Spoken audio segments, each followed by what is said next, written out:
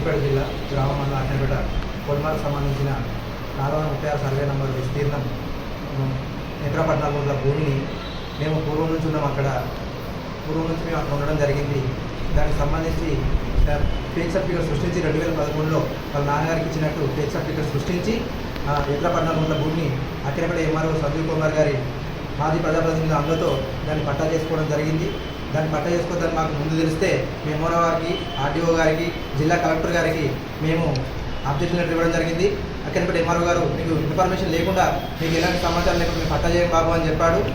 పట్టా చేయమనుకుంటా మాజీ ప్రజాప్రతినిధుల అందరితోటి లంచాలు తీసుకుంటూ అక్కనపేట ఎంఆర్ఓ సంజీవ్ కుమార్ గారు ఇట్లా మాది ఒక్కడనే కాకుండా చాలా పట్టాలు చేయడం జరుగుతుంది. ఇలాంటి భయభ్రాంతులకు గురి చేసి పట్టాలు చేసుకుంటూ అన్యాయం చేయడం జరుగుతుంది. ఎందుకంటే మేము పూర్వం నుంచి అక్కడ ఉండడం జరిగింది. అక్కడ వాగు మాకు ఒక 500 మీటర్ల మేరతోటి మా పట్టభూమికి వెళ్తుంది.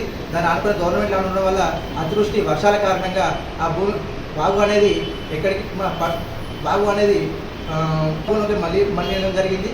కాబట్టి దానికి సంబంధించి మేము ఆర్టీఐ కూడా ఇవ్వడం జరిగింది. ఆర్టీఐలో మా దగ్గర ఎలాంటి ఫైల్ కూడా మాకు లభ్యం కాలేదని చెప్పి ఎంఆర్ఓ గారు మాకు ఆర్టీ ఫామ్లు ఇవ్వడం జరిగింది.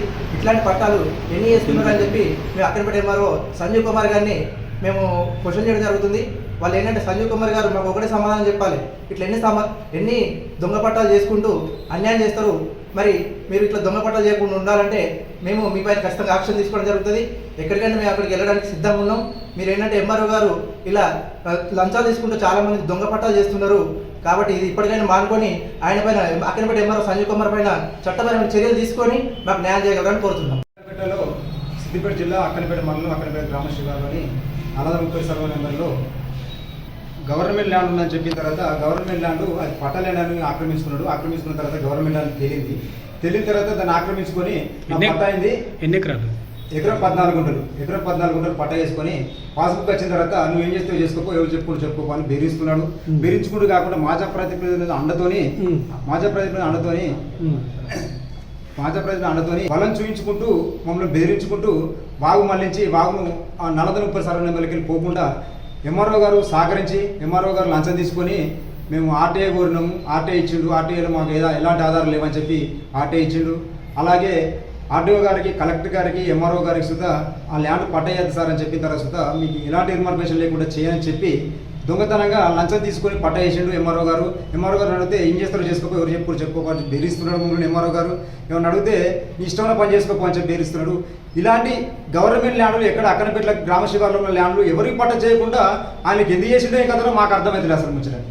అసలు ఎందుకు చేసినా ఏం కథలో మాకు తెలుస్తలేదు. ఆయన ఎందుకు చేస్తాడు ఏం కథ అని ముంచడానికి మమ్మల్ని బెదిరిస్తాడు, బంద్ చేస్తాడు. ఆయన ఏ బట్టి మేము ఏం చేయాలో ఏం కథలో మాకు అర్థమైతే లేదు. ఎంఆర్ఓ పైన కఠిన చర్యలు తీసుకోవాలని చెప్పి గొట్టె యాదయ్య పేరు మీద పట్ట చేశాడు. గొట్టె యాదయ్య పేరు మీద నేను ఎకరం 14 గుంటలు తన సన్న మల్లయ్య గారి పేరు మీద పట్ట చేశాడు. ఏమన్నంటే ఏం చేస్తారో చేసుకోపని బెదిరిస్తున్నాడు. ఇష్టమైన పని చేసుకోపోరని చూస్తే బెదిరిస్తున్నాడు ఎంఆర్ఓ గారు. ఎంఆర్ఓ మీద కఠిన చర్యలు తీసుకోవాలని చెప్పి. నా పేరు పిరల్ లింగమూర్తి, సన్నా వీరయ్య, అక్కనపేట గ్రామ నివాసిని.